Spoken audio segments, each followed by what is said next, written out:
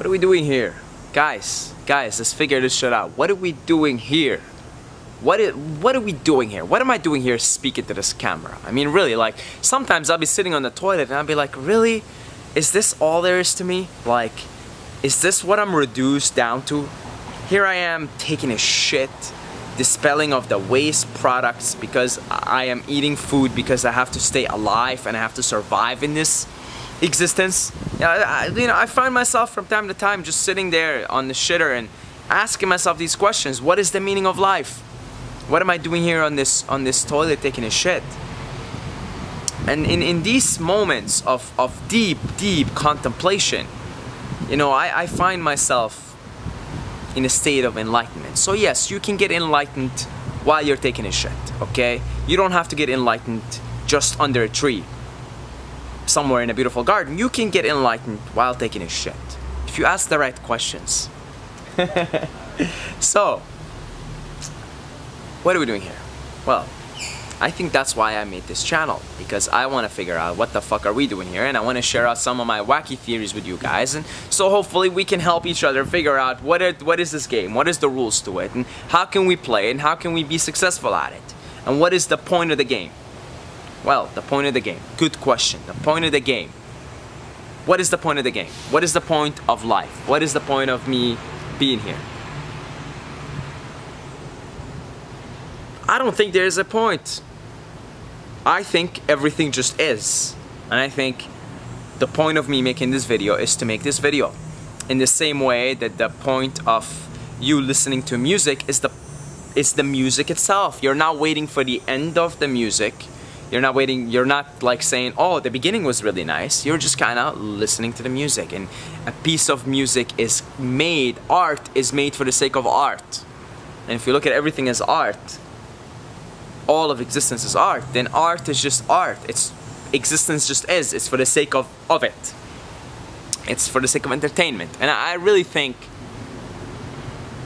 here's what I think is happening. And I've used this example before, but it's a brilliant analogy. Okay, I don't know if maybe I gotta take credit for it. I think I came up for this analogy on one of my acid trips, but maybe I heard it from someone else. But anyway, it's a good analogy. It doesn't matter who came up with it, because we're all really the same and we're all channeling one another anyway. A puzzle, right? A puzzle. When you buy a puzzle, on the thing, right, on the cover of the puzzle is the entire picture of the puzzle. So let's say the puzzle right now is my face and everything behind me, right? Now I don't know why you would want to pick this. I mean, you can pick more badass puzzles. I guess I have a pretty face, but you know, still, why the fuck would you pick a puzzle like this, right? I would much rather you go pick a puzzle with like horses and stuff in it. But anyway, let's say this is the puzzle right here, right now. My face and the stuff behind me, okay? Okay, that's the puzzle. Now you get it and you want to put it together. Okay, so you take it apart, you put it into little pieces, and you start to put it together. Now let me ask you, why did you get the puzzle? Why are you taking apart everything? Like, on the cover it looks like a perfect thing, right? You got Saeed's face on it and everything behind them, right? Why are you making it into little pieces and trying to put it back? Cause I'm bored. Cause I'm bored, mommy. Can I get that puzzle, mommy? I'm bored, mommy. I'm bored. I'm bored. I wanna play. I'm bored. Let's get that puzzle. That looks nice. I'm bored. I wanna play. Why else would you get a puzzle and have it in these little pieces and spend time to put it back? It's for the sake of play.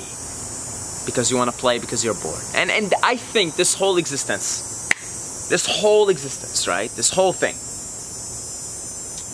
is form of play.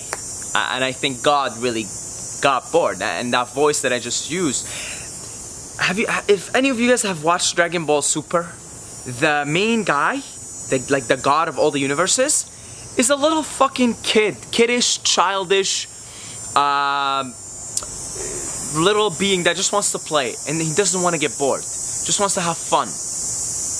And I'm like, damn, whoever the guy who writes Dragon Ball, clearly like he's really tripping balls on acid or mushrooms, or he's like his consciousness is pretty high, because he saw that the God consciousness is really like just a kid, a child that wants to play, and is just too bored, and that's why I created this amusement park we call existence. Really, you just want to play, so there's no point. Like, you're just playing. Play is just, you play. When you go play, you're just playing. There's like no end point to it, no end goal to it. You're just playing. And so, in the grand scheme of things, I really think everything just is. It just, there's no real deep meaning to it. It's just play. It's all play. And within the play, you find meaning. So, here I am putting the puzzle together, right? This perfect thing. I know the picture. I know what it is, which is our higher self, our God consciousness, the oneness of it all. I know what the picture is because I've seen it. When I bought it, I see it. And so, you know, when you like have a psychedelic trip, or you have like a near-death experience, or you smoke DMT, or you do something like a traumatic thing that you go through, a childbirth or a death, that's the form of you feeling the godness, seeing the oneness, losing your ego, having compassion for all.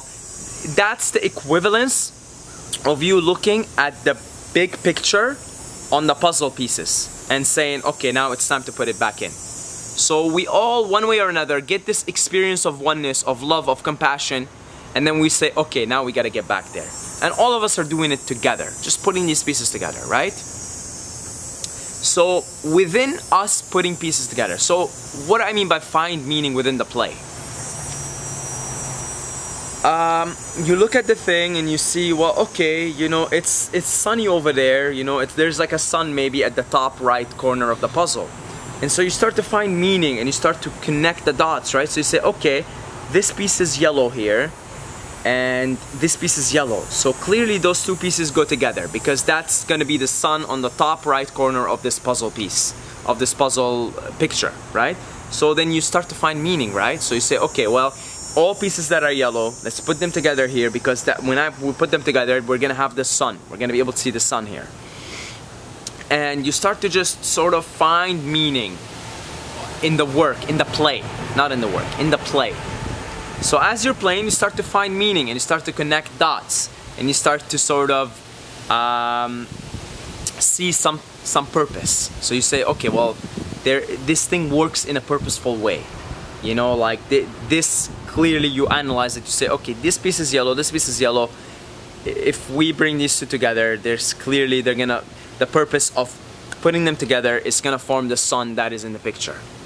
You see? So you find the meaning, you find the purpose within the play. But the greater picture of thing, I think, is it's play. I think I'm just playing here by making this video. And so now I can hear you saying, but what about suffering? You know, what's going on with that, Saeed? Like, what's up? Well, what's up with suffering here? Is this play too? Is this suffering play? Like, really, like when you know, like you're born as a kid, as a child in Africa, and you're starved and you can't even drink clean water, like, is this play too, Saeed? Is this play? You know, what do you say about that? In the grand scheme of things, this is God's form of play, and suffering is the variable in which it makes the play feel real. Really, like, suffering makes the play feel real, because it feels real to us. Suffering. I'm a child that is suffering. That I have no food. I am starving. You know, that is suffering. But that is God. Everything is God, and that's God's version of this game, I guess. God's got a cruel sense of play. God is a tough player. God is a tough player, and this is a tough game.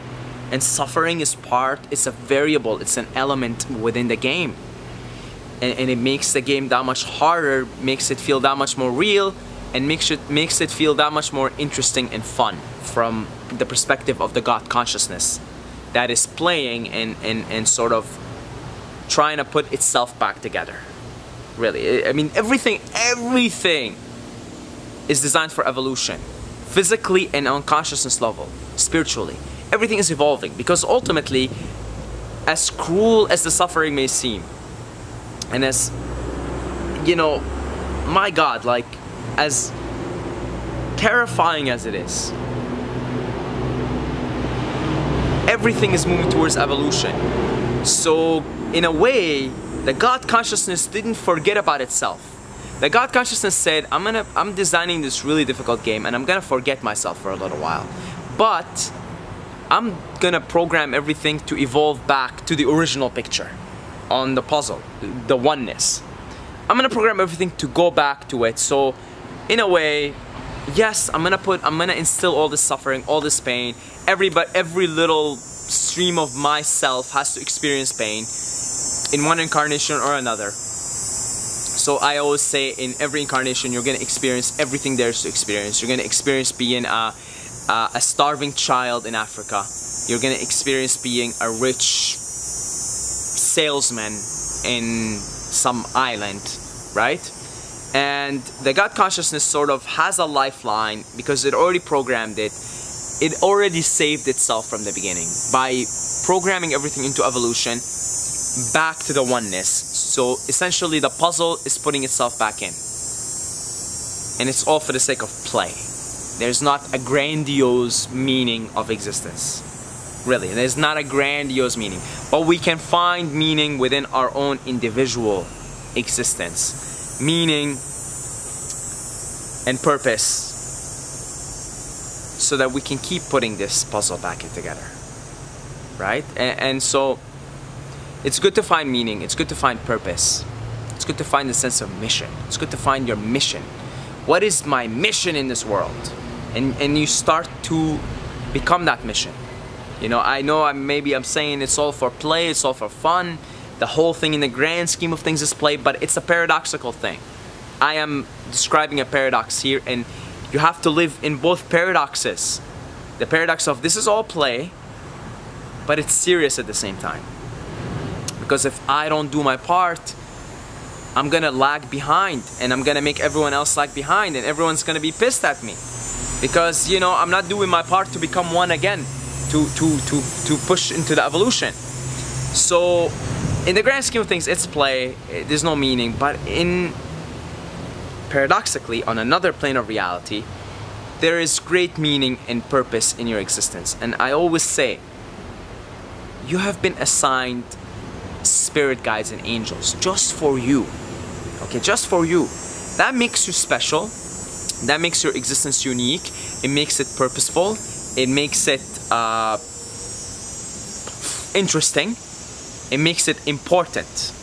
It makes it important. Otherwise, you would not have spirit guides and angels specifically assigned for you to make sure you're taken care of, and that you're fulfilling your part in this game, which is your mission. Your mission is simply you fulfilling your part in the game, shining. So it's a paradox. That's all. Of course, just my opinion on the whole thing, right?